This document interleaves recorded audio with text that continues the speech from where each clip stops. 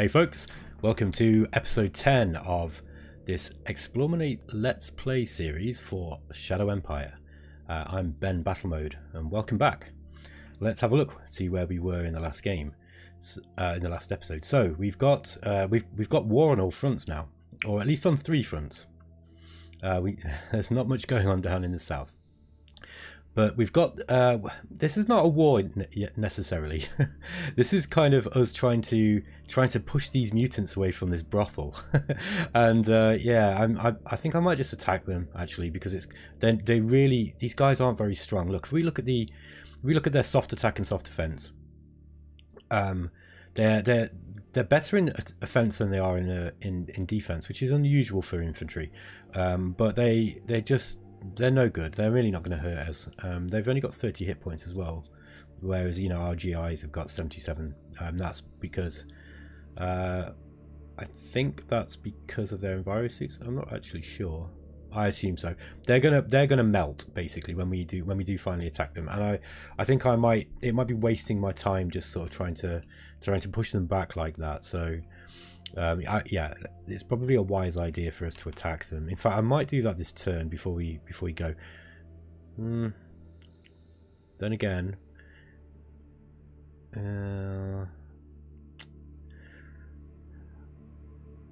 I'll bring these guys up here. I'll move the HQ back, because I don't want the HQ in combat, just in case something does go wrong. Because we could end up losing Cleo Watervoid here, who's the commander of the 2nd Machine Gun Infantry Brigade. And Cleo's not bad. She's got some infantry tactics, defensive tactics. These are all abilities that come from this war skill. So she's actually developing into a half-decent military command, so we don't want to lose her, particularly not to mutants. So yeah, I think I'll wait till next turn, and we'll attack here, and we'll see if we can drive them off. What I'll do probably is, let me think about how to do this. I think I'm probably going to try and attack this group here. I don't know how entrenched they are. They don't look like they're very entrenched. They haven't got much in the way of entrenchment. So I'll probably, these buggies will probably do the job. I would expect them to do the job. Our soft attack here is 40. So I mean, that's pretty significant against something that probably can't harm them back. They just don't. I just don't know. I'm not actually sure what weaponry they have. It doesn't say, but I expect they're just using the same basic cobbled together militia equipment that you see on our militia. So they're just improvised weapons basically. So I'm pretty sure they won't get through the buggies. Mind you, these buggies don't have much in the way of armor actually. Yeah, these guys are just minimal 5mm steel plating, so they can't actually get through. If we were to improve the armor on our buggies, they would make nice little improvised tanks. Okay, I think that's pretty much all we can do for this turn, so I'm going to roll it on. Yeah, this game's kind of getting interesting now. I mean, we've got those walkers that are popping up from the west. I've had these in other games as well, and they're providing you stand your ground. They're generally okay. You can deal with them, right? But they're a little bit more. They're more of a roadblock than the usual forces that you find with the minor regimes. Okay, so we're entering into a time of learning. We've got another stratagem. Okay. I'm just going to have a look at the report screen. It'd be good to show off some of this report screen a little bit more, because this is so useful. And I think that, okay, so I mean, we can start looking at the letterbox here. This one is, this basically tells you some of the stuff that you've seen in the VidCon mode. So this that series of news that you get, and it will tell you it here. But also, there's often more things in here. So for example, we've got Reformist Army news. So this is a faction. This is a faction report telling us that Arcadia Ishtar has joined Reformist Army, and Simba Jackson adapted to Justice Knights. So basically it tells you when you're any little bits of news like this. This is really useful. I don't go through it every single turn, although I probably should. As I get into the game a little bit later on, these are really worth looking at, especially if you're keeping close eye on all your leaders, and you're starting to figure out who who is good in what position. If they start shuffling around in the factions, that is significant. Okay, the organizations list here, this one, or the reports, sorry, these give you some detailed information about how your spending is being spent, how the funding that you're putting into each one of your councils is being spent. So it reminds you of how much you're putting in, and it's telling you how much bureaucratic points are being assigned, and then it will tell you how each one of those how each of that spending is actually being used. So it will give you such detailed information here, right down to some of the roles that are being made with, you know, with each of the relationship, sorry, with each of the leaders and their skill roles and that kind of thing.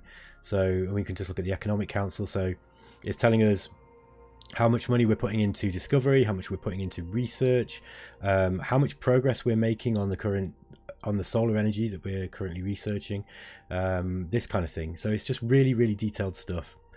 So you can go through each one of those and just check out each one of those screens. Just really, really helpful information. You've got the zone overview. So at a glance, it can tell you, you know, which are the most populous of your zones, how many workers are in each, population happiness, worker happiness, loyalty, that's all this kind of stuff. And then there's individual news for each of your zones as well. So here it will go through, there's a detailed news. I'll just read a few out. Hidden private economy supplied people with 25 private credits, collected 12 credits by imposing service tax, collected 34 industrial points by imposing service tax. This gives you a really, really detailed look at exactly what it is that each one of your zones is doing for you. And it can be, if you're not quite sure about what it is that the simulation's doing at any time, particularly, you know, in a specific zone, you can jump into here and find out exactly what it is that's causing these issues. Like, for example, pop happiness diminished with 4 points due to high danger. Well, you know, then you can be like, okay, well, what's causing the danger? I can go and fix that, you know? So yeah, it's just really, really useful stuff. Also of note here is you can, at a glance, remind yourself of the things that you're building. So if you come to you could go to Jura, and you can see here, for example, we've in our private assets, we've got a farming zone, dome community, and a zoo. In Richter Snow, we've got loads of stuff, but this metal mining facility here is only putting out 93% production. So we need to figure out why that's happening. And also we can remind ourselves that we're building industry here. And there's also we can also look at what the private sector are doing and building. So I mean, the private sector have really got a lot of stuff in Richter Snow. And then we can have a look at the all the resources that we're getting from certain tiles. So if we wanted to say quickly find, oh, where are the radioactives, we can look here and we can tell you the hex number and how accessible it is, whether there's a mine there, and what the reserves are like. So this is just, I haven't really seen people talking about these screens in, you know, that much, and they're just really, really useful. They're situationally useful. There's too much information to go through all of these each turn, unless you're the sort of player who plays Gary Grigsby's War in the East, in which case you're used to this kind of level of detail, and more power to you. But I don't look at all these every single turn, but yeah, I'm just giving you sort of an idea of just how much information there is in this game, and I love them. I love this kind of report nature. Sorry, the report presentation is just really cool. It really immerses you in the game. You know, it's not too overdone. It's not hammy in any way. It's just that if you want to get really deep into this game and really sort of immerse yourself in all the detail that's going on, this is just great. This is the HQ overview, so we can look at a glance at our strategic HQ and the different operational HQs we've got. So we've only got 2 formations at the moment. We've got the 1st Light Infantry and the 2nd Machine Gun Brigade, and actually it looks like clicking on those brings you straight to them. I mean, this is just so cool. Look, we can actually click just on these, on the actual HQ name, and it will take you straight to it. If we hit the F7 key just to close that report, we can jump straight to it. So it's all hotkeyed up. It's great. Regimes is important. This is a view that I use a lot. So let's say, for example, we want to look at Loz's area. Lozoraria. I still can't say that name. It tells us that it's a minor regime, its culture type is raiders, it's played by an AI. Information about the leader and the mood and the relation. But if we've got some eyes, if we've got recon on that particular faction, we can get more information. So let's just look at this major regime that we've uncovered. Here we can see the tech level, culture, the admin level, their popularity and their word score. Now these are all equivalent to the same set of ability, the same set of statistics that we've got. So you can kind of like judge where these guys are at in the game, and this becomes really important when you're considering how to deal with them. You know, are these people likely to attack us? What kind of technology level are they likely to have? That kind of thing. And you know, it will tell you, look here, it tells us the recon level is 22, whether we've got any tariffs on imports and exports, communication levels, if you've got any embassy agreements with them, research deals, military pacts, trade deals, all that kind of stuff, who they're at war with. See, they're at war with some Morbian rebels now, so we can look at that and we can assume that they're going through a rebellion at the moment that they're trying to put down.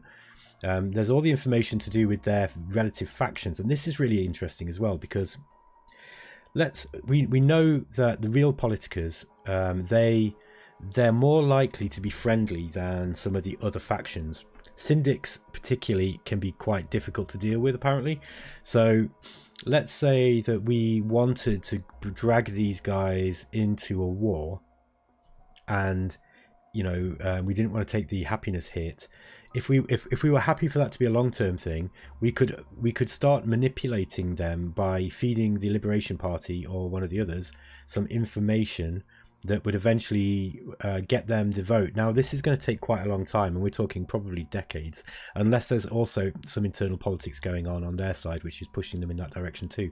But there are stratagems that you can play that are generated by your foreign counsel and your espionage team that will help you push factions in a certain direction. What's great about it is that because it is quite slow, it does require some work, so it is a significant investment that you need to put into doing something like that, particularly if there's a big gap, you know, if there's a large difference between the vote share here. But it's really great how you can really play the politics in this game. It's quite detailed, but the way that it's presented to you is done in a way. And you know, in this kind of like you're feeding bureaucracy points into the production of cards in the hope that you're going to get the ones that you want. I really like that. It's so much better than in other 4X games when you're just kind of, you know, you're clicking on a button that says, okay, now incite rebellion, you know, that kind of thing, because it's just that kind of thing can be a little bit easy to game. I will say that until you've kind of got used to this system a little bit, it sometimes feels a bit like, it doesn't really seem to be doing much at the moment. But rest assured, it is working. It's just working in the background.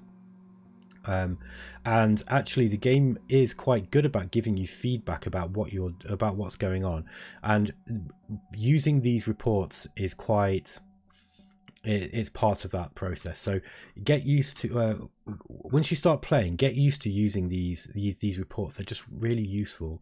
They're one of the things that I love about this game, and sorry, I know I've kind of stopped playing now and I'm just sort of rambling, but I want to say this. One of the things that I've found so fun about this game is the planning. So for example, let's say I'm planning a war.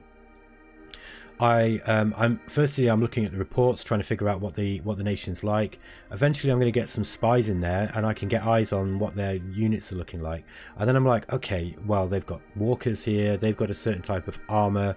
Well, I'm going to need to build I'm going to need to build RPGs or maybe anti-tank guns in order to take those out. Well, I can't do that because I haven't got any metal. So how am I going to get metal? And then you'll be looking at them and thinking, okay, I can't actually take this faction in an all-out war, but I do have decent diplomacy cards that will enable me to sue for peace. So how's about I move in, take all the land that I can take, set up a defensive perimeter, and then try to sue for peace, and at the same time take some of their critical resources. So you know, rather than just starting a war and then, you know, immediately trying to finish it, you're actually looking at what you can take really, really carefully. And you know that because the AI is mostly playing towards the same rules as you, when you start denying them critical resources, things like water and energy, it's gonna really, really damage them, and that will really affect their war effort. So it's not just a matter of who's got the biggest army or who's got the highest technology, as can be in a lot of these strategy games. You really have to start thinking about war of attrition and you know, denial of strategic resources, and you know, the potential to bringing allies into the battle as well. It's such a complex military strategic simulation. It's, you know, you're not just thinking about the tactics of how you're going to win, and this is deep as hell as well. I mean, the tactics involved in the combat is really, really deep. And when we come to when I've got a better understanding of how the combat works, because actually the copy of the manual that I've got at the moment doesn't have any information for about specifically about how the combat resolution works, so I can't really go into that too deeply, although the game is quite intuitive. And if you've played any other kind of war games, or you know, you've played any games really like this, you'll have a general understanding of how it's probably working, and it is quite intuitive. So okay, so with my little monologue out the way, I'd like to declare war on these, but I think it's going to cause us a problem because of, yeah, we're going to take 1d10 happiness damage if we invade, and the fist we will increase our fist profile. I'm going to do it anyway. So yeah, we took a loyalty damage and a happiness damage, but we did increase our fist profile, which is good, because I think that was kind of low. Yeah, so we've increased that at the expense of mind, which is not ideal. But this means we can start moving in here and start attacking. So let's start attacking. The odds aren't great. They are somewhat entrenched, but I'm going to go for it anyway. I think that we do have the advantage here with the superior equipment. Yeah, that was fairly simple. We did lose a couple of 100 men, but that's no problem.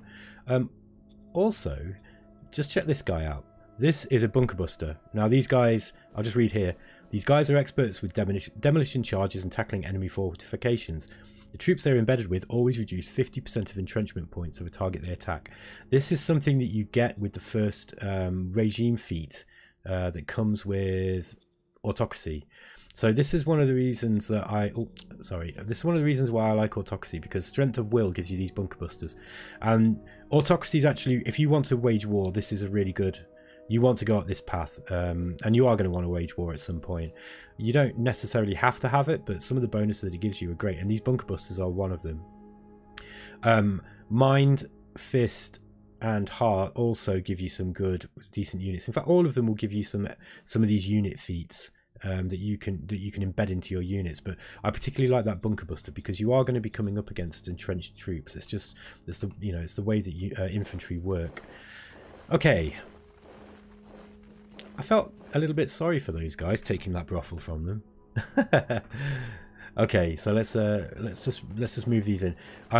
I just wanted to clear them as quickly as possible because I need these troops now. These troops are going to have to take up the slack on the western side of my front. Now, Iceron commune. Are we at war with these guys? Let's just check. Iceron commune. Yes, we're at war with them. So let's attack these guys too. Let's go. Now we don't have such a big advantage here. We may find that we struggle a little bit more here. Yeah, we've lost quite a lot of men. Also, they had militia buggies. Let's just check. Yeah. Okay. Well, anyway, that has damaged them, and there's plenty more men where they came from. So those were the 5th columnists that we got from that last decision that we made. Okay. Pelora territory. I think these were walkers, if I remember right. So I'm going to move these guys up as planned. Morbian commune, it looks like they're kind of moving in on Iceron. I wonder if they're at war with one another. You see, now we can go into the Morbian Commune report and just see. Yeah, they're at war with Iceland Commune.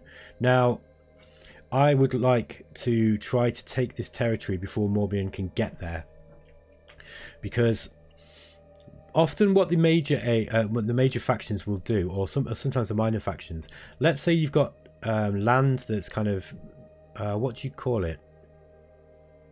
There's a specific name for it. So non-aligned forces, right? So when you've got land that's kind of like non-aligned, or it's a member of another faction, they might Morbian Commune, they can't move into our territory without declaring war. But if these guys wander into our territory while we're at war, then the Morbian Commune can come in behind and claim that land, because they're like, well, you're not watching your borders, you know, and you're allowing dangerous raiders to just walk around unannounced and unchecked, so we're going to take that land from you. And they can just do that, there's no problem. So, and they do this as well. The AI will follow, they will follow the, like, sometimes you get alien monsters, you know, the aliens and the native wildlife that sometimes comes in, like there's all sorts of different creatures, and I've seen the factions follow them in and take your land away from you, even when you've got a non-aggression pact, when you've got a border agreement. So you have to be careful of that. It's really, really cool. Let's move these guys in. We can't quite get onto our fire heights there. That's because it's a high mountain, and yeah, it's just really difficult to get at.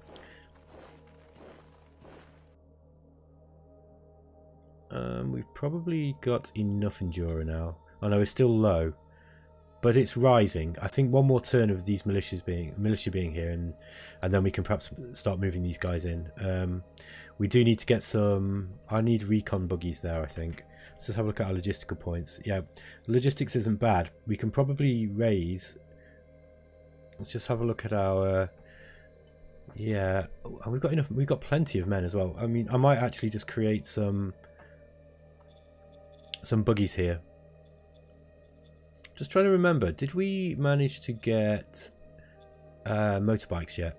Okay, so we've discovered it, but we've not completed the design of any model. So again, we can just go into the reports here and organizations, model design council. Okay, so we've got 17, so we've got about probably three or four turns now until our new motorbike infantry model is coming in. With that in mind, I think I'm just going to, oops, that's not what I wanted. I'm going to raise some buggies instead. Can we get a regiment? We could, but we couldn't fully fit. What is it that's holding this up? Is this the logistics? Yeah, it's.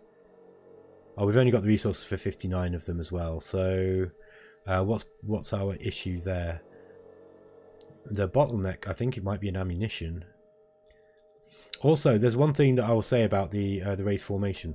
Sometimes you will have 100% here, and you'll click on it, and then you can't raise the formation.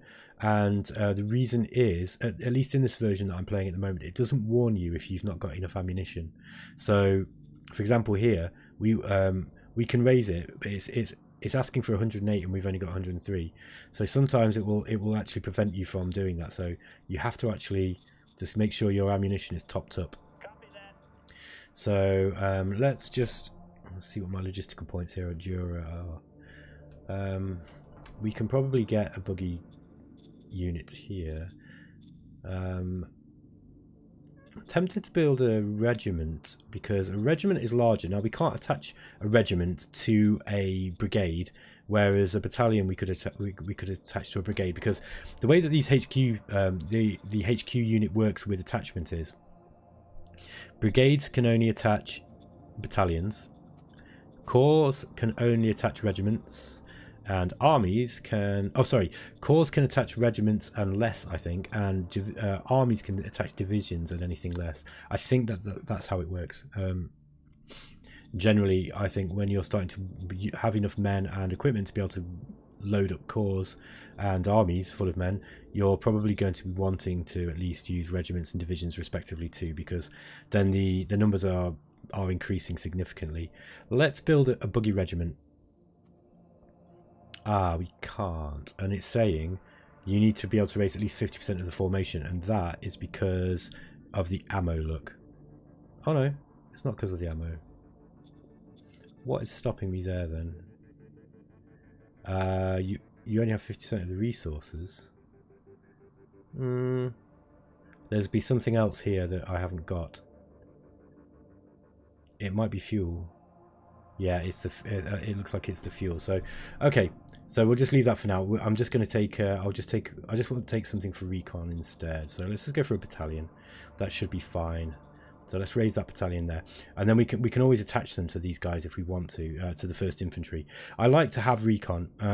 In fact, it's not just that I like to; it's essential.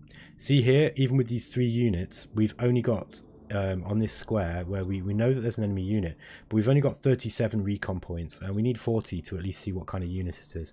So the moment that this buggy rocks up and starts doing some scouting, that helps us massively, and the more recon you've got on a square, the better your combat resolution is going to be. Okay, let's move these guys in here. This is an independent infantry battalion that we raised, isn't it? Let's see if we can. Yeah, let's just invade these guys. Let's get rid of all of these. Oh, look at that, 61%. There we go, destroyed. That would have been these tanks. We can go into the detail of everything that goes on here. So I'll be honest with you, I haven't used this screen a whole amount, and I want to understand it properly before I really try to explain it, because I don't want to be giving any fake news.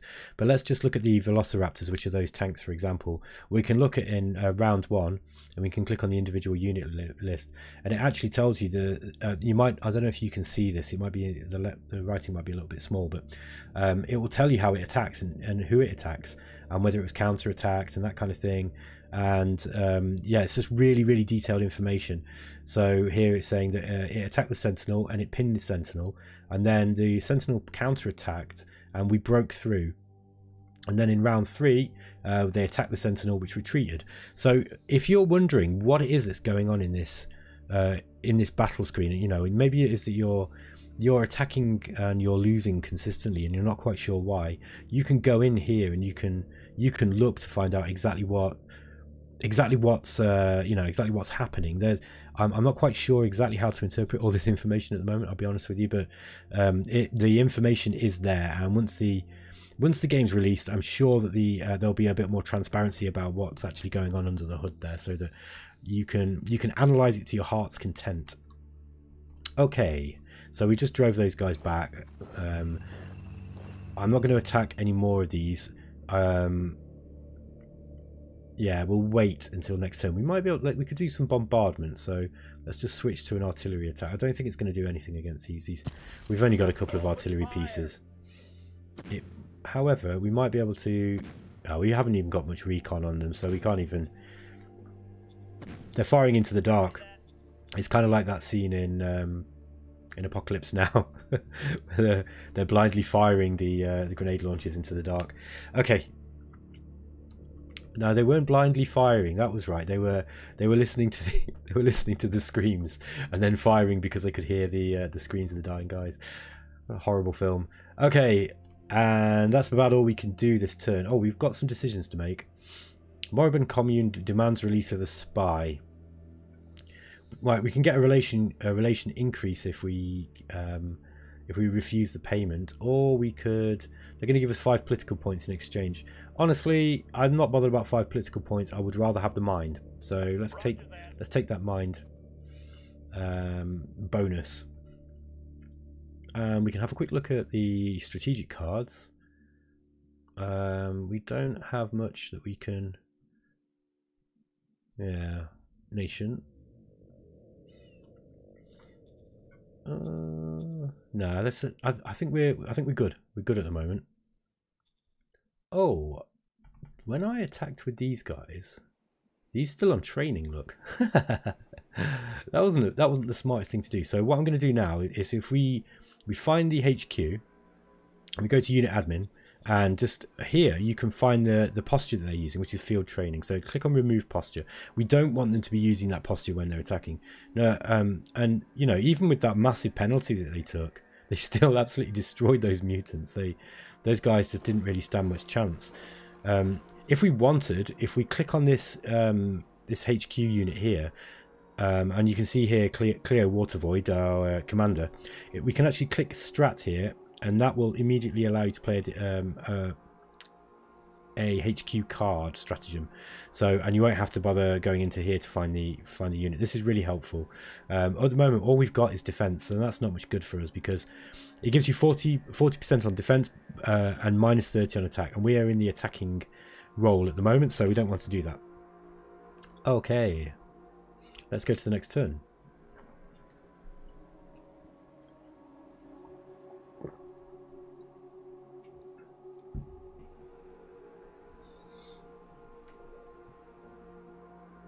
Now I know that some people have been finding the my sort of glacially slow over explanation of everything quite helpful, and I do think it's good to explain things so that people get an idea of just kind of how deep this game is and how cool it is.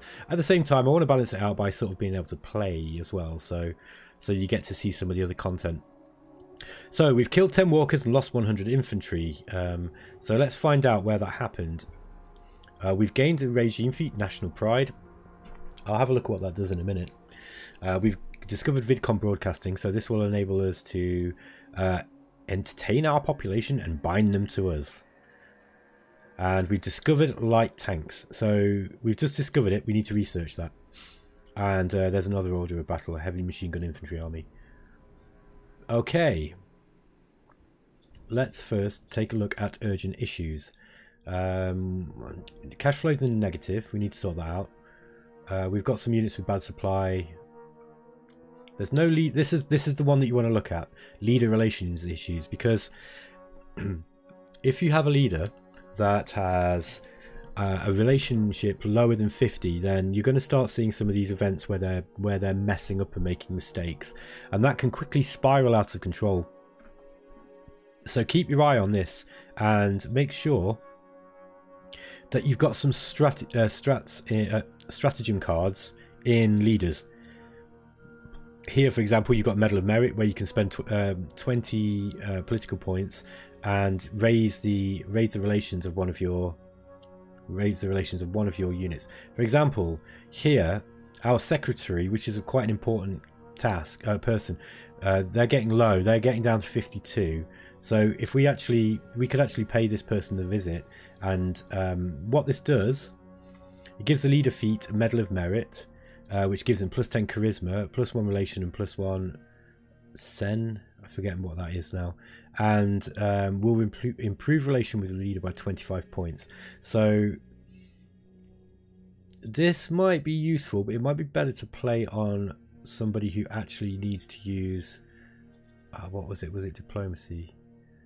Charisma. I mean, any character that uses charisma. So, so for example, well, any governor would help. That would help with governors.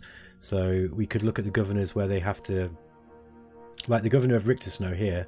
He might be a good candidate for that particular medal.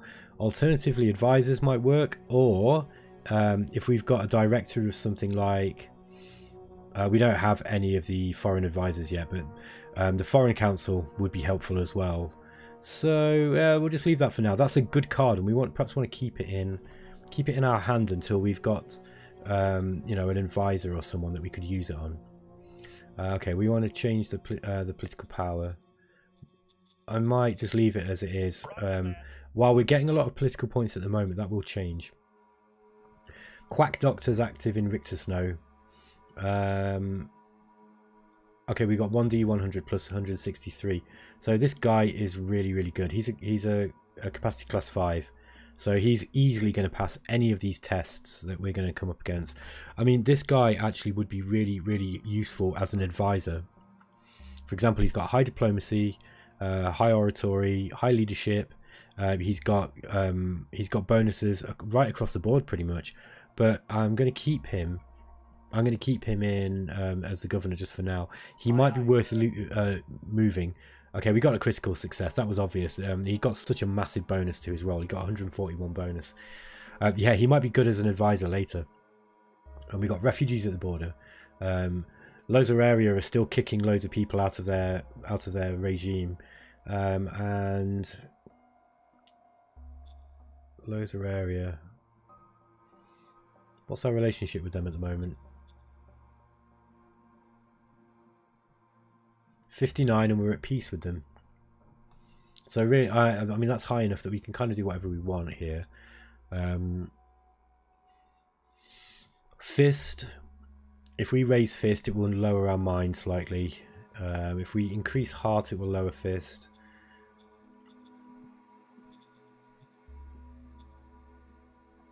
Heart, I would like to get friendship, but fist, we could get volunteerism.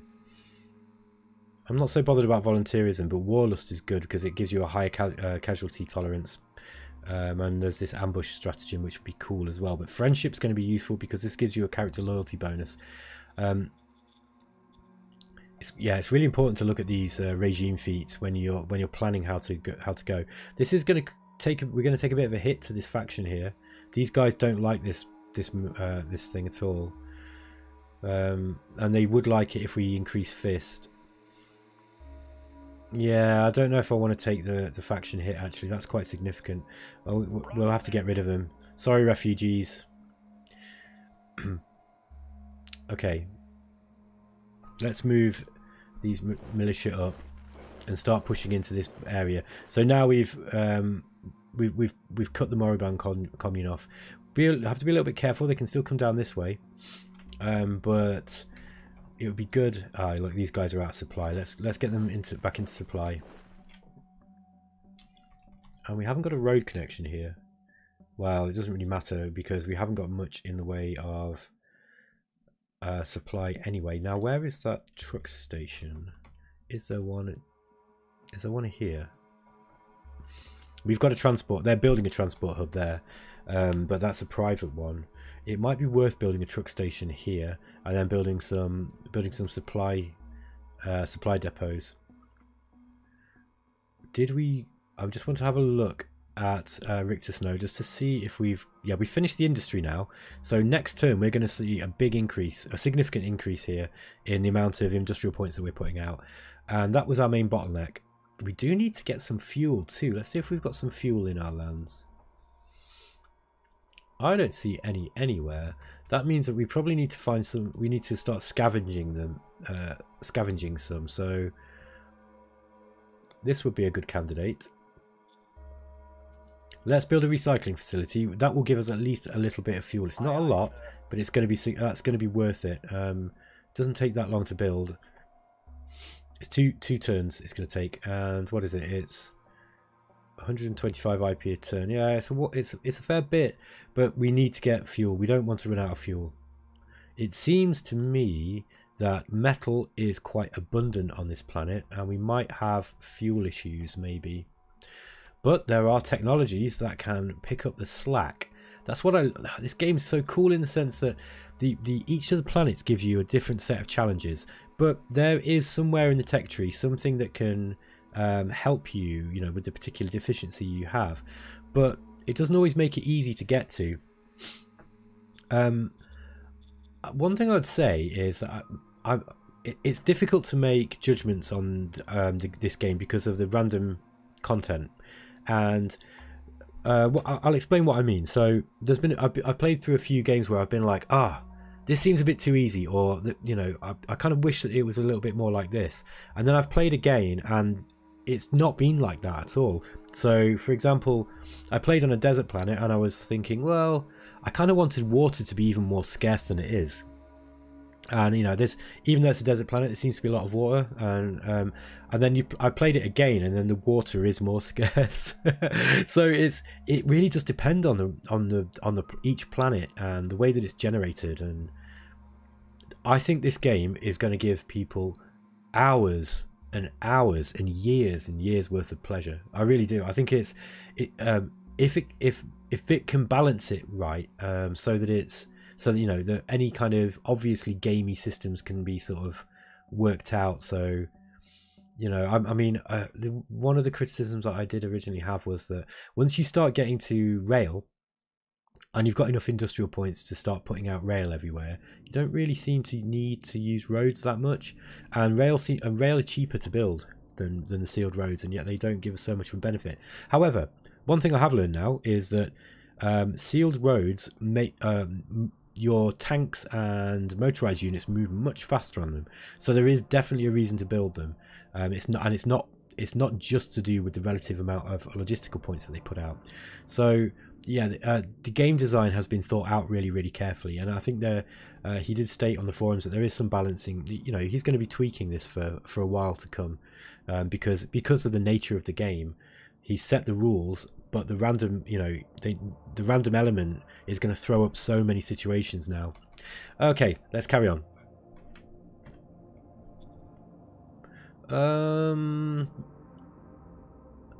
Yeah, we've not really got much in the way of recon on these guys. I think the best thing to do with these dudes is just to hit them head on. Actually, let's try and hit them from. By the way, you see these hexes. This is a graphical representation of the combat, and this is the direction that you're attacking from. Right. So these are the guys at the target. If you just look here, this is the eligible forces that you've got to attack. And you can click here to switch between ranged attack and regular attack. So if you've got any artillery or any of the tanks that can fire long range, you can add them here, and you can actually select units like this by clicking on them. So you've got a better idea of which ones are going to be giving you the better attack odds because of the readiness and the amount of supply they've got and that kind of thing. And in here, there's some detailed information about the estimation of the offensive mods, right? So for here, for example, the posture of your formations are set to can significantly alter the performance for good or bad. So then we've got here, this is a cumulative modifier. This is just telling you what the modifiers the game is using. So for example, an obvious one here is the entrenchment modifier that you can see they've got 29%, and then there's experience modifiers and all that kind of stuff. Here there's it tells you what units are being used, how many stack points and recon points you've got by the attacker and the defender. So at a glance you can just kind of have a look to see what you're, you know, outside of the odds. You can just make your own sort of estimation of what's going to be going on. Okay, 10 to 1 sounds good. We can't rely on that, but especially not when you've got not so much recon. But that seemed like a fairly good result. We only lost 100 men. They were some of our GIs though. Let's move these guys in.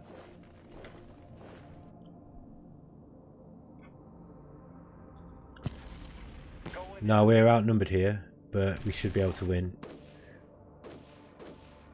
Apparently these mutants grow. There's something in the manual that says that they grow really fast. So they're not very strong, but they can breed. They breed quickly. So I don't know if maybe if you leave them unchecked, they might actually come out with you with some quite large forces. For the time being, we've pushed those guys back. I'd like to finish them off quite quickly. Now this turn, let's attack with the tanks again, and we've got these Galactic Republic era units as well with the lasers, which should be able to penetrate this armor.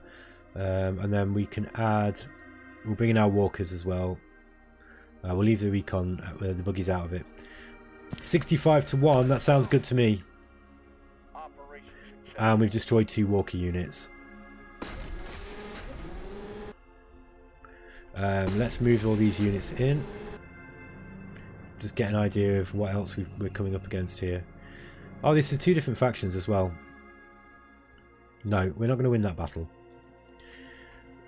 The other thing that when we're considering how to attack, we need to consider the terrain. Okay, so for example, if we had these tanks and they were sat in, they were attacking into, or they were defending in mountains, there's going to be a big penalty because tanks, wheeled vehicles and tracked vehicles don't work very well in high mountains, for example. They've got a whopping minus 75% attack modifier and minus 50 defense modifier, so they're just not designed to be used in these situations. Walkers, on the other hand, work quite well in mountainous terrain. Walkers are just like infantry; they don't get any penalties.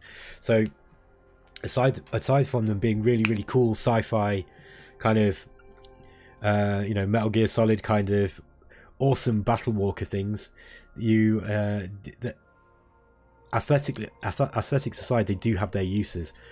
Let's say that you're attacking, let's say that we were attacking Richter Snow from the north, and we could try and send some tanks around the side and some infantry over the mountains, but they might be countering with something that's really, you know, they can really take out infantry. Well, that's when we send our heavy walkers over, because the heavy walkers can just stroll straight through these mountains and they fight very well in them. It's just, there's so much cool stuff in this game. There's nuclear missiles, there's rocket batteries. Yeah, you've got ICBMs, so you can actually nuke things from long distance. There are conventional missile warheads. There are shield generators. There are plasma guns. You know, you can load your tanks and your walkers with all sorts of different cool different weaponry. Your infantry eventually gain weapons that are so strong that they can blast through tanks. This game is awesome. It's just so cool. It's just got such a massive scope. Let's get these recon buggies up, and now we can start taking on these other walkers. No, I don't like those odds.